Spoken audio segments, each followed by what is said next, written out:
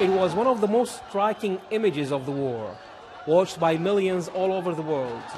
Scenes of joy as people danced on the toppled statue of their former leader, kicking it and hitting it with their shoes. I've come to see an old friend of mine who was in the square that day. Kais Shara owns a hair salon on the corner. It's very hard for me to describe it.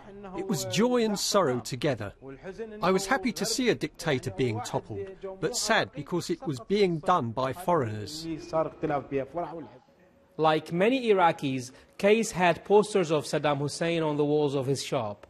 A few weeks after the statue was toppled, he took them down. But he hopes that one day these statues and posters will be replaced with images from Iraqi history, including those of Saddam Hussein himself.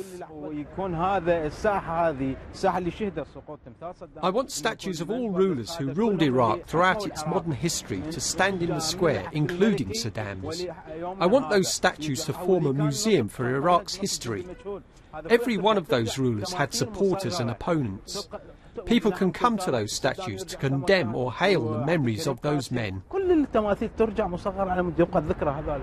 Today, there is just an empty space where Saddam's statue used to stand. But 10 years on, many here are looking for symbols to express a national Iraqi identity, something that supersedes their Shiite, Sunni, and Kurdish ones. But it's taken a long time. Parliament is still to decide on a new national anthem.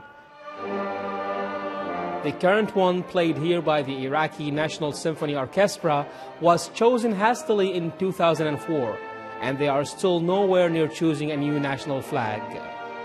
Because of the complications of the political process, we still don't have a final identity for the Iraqi state, and that's why we don't have the final decision for making a new flag and anthem.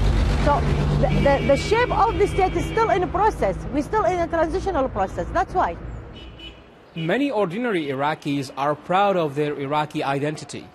They point to the fact that Iraq has survived as a country despite waves of sectarian violence after the war.